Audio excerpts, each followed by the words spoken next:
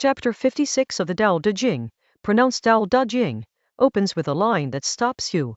Those who know do not speak, and those who speak do not know. It sounds like a paradox, or a put-down of argument. But this chapter isn't about silence as a virtue. It's about what happens to a person who has dissolved the categories through which others grab, rank, and place them. Shai ji bu yan, yan ji bu zhai, sai kai duis, bai kai main, quo kai rui, jai kai fen, hei kai guāng, tong kai shen, shi wai zon tong, bu ki de air ken bu ki de air shu, bu ki de air lai, bu ki de air hei, bu ki de air gi, bu ki de air jiàn, gu wei tiānxià gi. Those who know do not speak, those who speak do not know. Block the openings, close the gates, blunt the sharp edges, untangle the knots, soften the brightness, settle into the dust. This is called profound sameness. Therefore it cannot be made intimate, and cannot be kept distant. It cannot be benefited, and cannot be harmed. It cannot be elevated, and cannot be degraded. Therefore it is valued by all under heaven. The chapter opens with what may be the most quoted line in the Dao De Jing after its very first sentence. Those who know do not speak.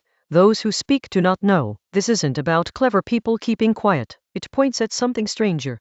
Genuine understanding of the Tao, of how things actually move, can't be packaged into speech without already losing something essential. The moment you pin it down with words, you've made it a concept, and concepts are always smaller than what they name. The knowing Laozi points at is more like a posture toward the world than a set of propositions about it. Then comes a sequence of 6 lines that appears also in chapter 52. They describe a practice, or a portrait of what unfolds as someone grows closer to the Tao. Block the openings, close the gates. The openings here are the senses and the mouth, the ways we pour ourselves outward, constantly consuming and projecting. Closing them doesn't mean going numb. It means not being permanently pulled. Blunt the sharp edges. Every sharp edge in a personality is a place where you insist on yourself, a fixed position, a need to distinguish this sharply from that. Blunting them isn't losing, it's loosening. Untangle the knots. The word used, fen, carries the sense of separations of distinctions that have hardened. Not all distinctions are wrong, but when they calcify into walls,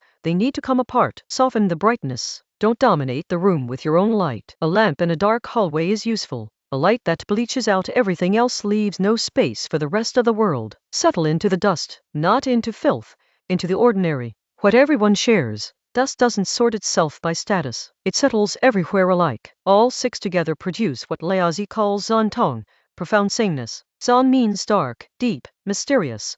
Tong means unified, the same. It's the sameness that comes from going deep, not the sameness of a surface scraped flat. What this produces is then described through 6 negations arranged in 3 pairs. The person who has reached this state cannot be made intimate, cannot be kept distant, cannot be benefited, cannot be harmed, cannot be elevated, cannot be degraded. These 3 pairs are the axes we normally use to grab at people and things: closeness and rejection, advantage and damage, rank and contempt. Almost every human relationship runs on at least one of them. We draw people near, push them away, help them or hurt them, honor them or dismiss them. The person described here has dissolved those handles, not by becoming cold, but by having ceased to be graspable in those terms. You can't pull them close because they're not bracing against closeness. You can't push them away because they're not clinging. You can't elevate them because they've already settled into the dust. You can't degrade them because they're already there. Most of us spend real energy managing the axes, angling for closeness with some people, distance with others, protecting against harm, chasing advantage, holding a position. That management never stops, and it always carries the opposite risk. What you cultivate, others can also withdraw. Status granted can be revoked. The chapter doesn't promise the sage becomes invulnerable. It says something more precise, that a person who has genuinely loosened their own sharp edges, untangled their own knots, settled into the common, this person can no longer be effectively worked on by those handles. The structure that gives the handles leverage has softened in them. This is why the chapter ends where it does.